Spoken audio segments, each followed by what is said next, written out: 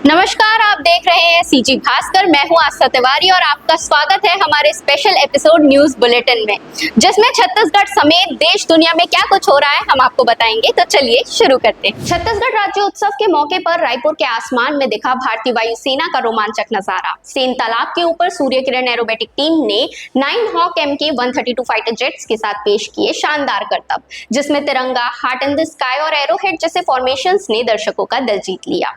वहीं group captain Ajay Dasharathi के नेतृत्व में टीम ने प्रदर्शन किया, जबकि छत्तीसगढ़ के स्क्वाड्रन लीडर गौरव पटेल के लिए यह पल बेहद खास रहा। इसी के साथ फ्लाइट लेफ्टिनेंट कंवल सिंधु ने कमेंट्री से दर्शकों को हर पल से जोड़े रखा। हालांकि शो से पहले तेलीबांधा से सेन लेक तक लंबा जाम लग गया था और ट्रैफिक घंटों तक प्रभावित रहा। छत्तीसगढ़ तेलंगाना बॉर्डर पर बीजापुर जिले में पुलिस और नक्सलियों के बीच मुठभेड़ जारी है। अब तक 3 नक्सलियों के मारे जाने की खबर है। बताया जा रहा है कि जवानों ने अन्नाराम और मरीमल्ले के जंगलों में नक्सलियों को घेर लिया है, जहां दोनों ओर से फायरिंग हो रही है। सूत्रों के मुताबिक मुठभेड़ नक्सलियों की मद्देड़ एरिया कमेटी से जुड़ी हुई है।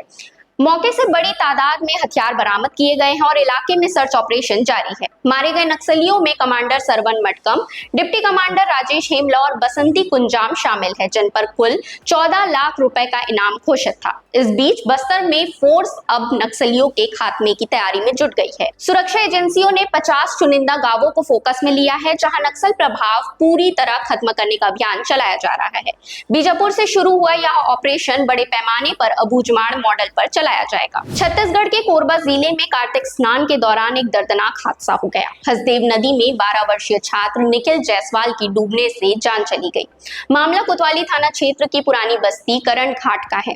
निखिल अपने 2 दोस्तों के साथ नदी में स्नान कर रहा था, तभी वह गहरे पानी में चला गया और डूब गया। प्रत्यक्षदर्शियों के मुताबिक निखिल नदी में चुंबक से सिक्के तलाश कर रहा था और उसे तैरना नहीं आता था। सूचना मिलते ही पुलिस और रेस्क्यू टीम मौके पर पहुंची, लेकिन स्थानीय लोगों ने ही शव को नदी से बाहर निकाल लिया।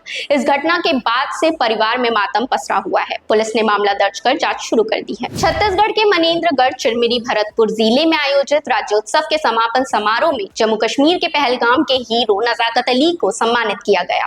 मंत्री श्याम बिहारी जायसवाल और विधायक रेणुका सिंह ने उन्हें यह सम्मान प्रदान किया। नजाकत अली वही व्यक्ति है जिन्होंने 22 अप्रैल 2025 को पहलगाम में हुए आतंकी हमले के दौरान अपनी जान जोखिम में डालकर छत्तीसगढ़ के 11 सैलानियों की जान बचाई थी। नजाकत पिछले 15 वर्षों से ठंड के मौसम में चिरमिरी में कश्मीरी गर्म कपड़ों का व्यापार करते हैं और वर्तमान में वे वही रह रहे हैं। राज्योत्सव के इस सम्मान समारोह में वे अपने परिवार के साथ मौजूद थे, जहां चिरमिरी से सुरक्षित लौटे सैलानियों के परिवार ने भी उनका आभार व्यक्त किया। छत्तीसगढ़ के अंबिकापुर में इस साल जनजातीय गौरव दिवस होगा खास। राष्ट्रपति द्रौपदी मुर्मू 20 नवंबर को यहां पहुंचेंगी और भगवान बिरसा मुंडा की जयंती पर आयोजित मुख्य समारोह में मुख्य अतिथि रहेंगी। पीजी कॉलेज मैदान में 19 और 20 नवंबर को भव्य 2 दिवसीय कार्यक्रम आयोजित होगा, जहां प्रदेश की जनजातीय संस्कृति, लोक नृत्य और परंपराओं की समृद्ध झलक पेश की जाएगी। आदिम जाति विकास मंत्री रामविचार नेताम ने तैयारियों की समीक्षा करते हुए अधिकारियों को निर्देश दिए हैं कि आयोजन को ऐतिहासिक और यादगार बनाया जाए।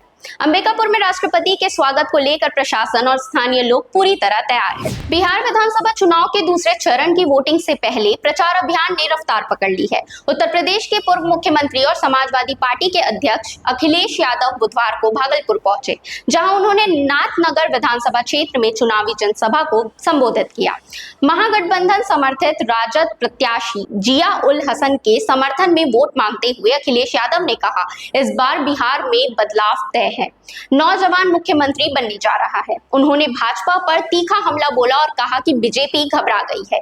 किसानों की आय दोगुनी करने का वादा झूठा साबित हुआ है। वहीं महंगाई और बेरोजगारी बढ़ती जा रही है। अखिलेश ने कहा कि तेजस्वी यादव की सरकार बनने पर बिहार के युवाओं को रोजगार, किसानों को राहत और बुनकरों को विशेष सुविधा दी जाएगी। भारतीय मूल के डेमोक्रेट उम्मीदवार जोहरान ममदानी ने इतिहास रच दिया है। उन्होंने न्यूयॉर्क मेयर चुनाव जीतकर शहर के पहले भारतवंशी और सबसे युवा मेयर बनने का गौरव हासिल किया है।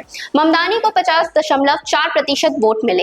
वे मशहूर फिल्म निर्देशक मीरा नायर और प्रोफेसर महमूद ममदानी के बेटे हैं। उन्होंने जीत का जश्न मनाया और जश्न के दौरान ममदानी अपनी पत्नी के साथ धूम मचाले गाने पर झूमते नजर आए, जबकि मां मीरा नायर ने मंच पर उन्हें गले लगाया।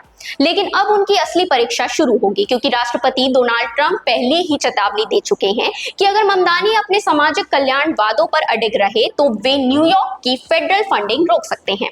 अब नए मेयर के सामने चुनौती है अपने वादे निभाने और ट्रंप प्रशासन के दबाव के बीच शहर को नई दिशा देने की। विमेंस वनडे वर्ल्ड कप जीतने के बाद इतिहास रचने वाली भारतीय महिला क्रिकेट टीम आज प्रधानमंत्री नरेंद्र मोदी से मिलने पीएम आवास पहुंची। 2 नवंबर को नवी मुंबई के डीवाई पाटिल स्टेडियम में फाइनल में साउथ अफ्रीका को 52 रन से हराकर टीम ने यह शानदार जीत हासिल की। वहीं प्लेयर ऑफ द फाइनल रही शेफाली वर्मा, जिन्होंने इंजरी रिप्लेसमेंट के तौर पर 87 रन बनाए और दीप्ति शर्मा को टूर्नामेंट की प्लेयर ऑफ द टूर्नामेंट चुना गया। विजय के बाद बीसीसीआई ने खिलाड़ियों के लिए 51 करोड़ रुपए का इनाम घोषित किया। प्रधानमंत्री नरेंद्र मोदी ने सोशल मीडिया पर खिलाड़ियों को बधाई दी और कहा कि यह ऐतिहासिक जीत देश के भविष्य की नई चैंपियन महिलाओं को प्रेरित करेगी। इसी के साथ देश भर के करोड़ों क्रिकेट प्रेमियों के लिए यह पल गर्व और खुशी का रहा। सनी देओल के बाद अब बॉर्डर 2 का नया पोस्टर रिलीज हुआ है। इसमें Varun Dhawan Indian army uniform में बंदूक के साथ जोश और बहादुरी के साथ नजर आ रहे हैं। उनके चेहरे पर देशभक्ति और जज्बा साफ दिख रहा है। पहले रिलीज हुए पोस्टर में सनी देओल को उनके आइकॉनिक युद्ध अवतार में देखा गया था, जिसने उनकी पहली फिल्म बॉर्डर की यादें ताजा कर दी थी। फिल्म का निर्देशन अनुराग सी कर रहे हैं। इसमें सनी देओल, वरुण धवन, दिलजीत दोसांझ, आहान शेट्टी, मेधा राणा और मोना सी जैसे कलाकार शामिल है। फिल्म अब 23 जनवरी 2026 रिपब्लिक डे वीकेंड पर सिनेमाघरों में दस्तक देने वाली है। फिलहाल अभी के लिए इतना ही। बाकी अपडेटेड रहने के लिए आप हमारे चैनल सीजी भास्कर को फॉलो एंड सब्सक्राइब करना ना भूलें।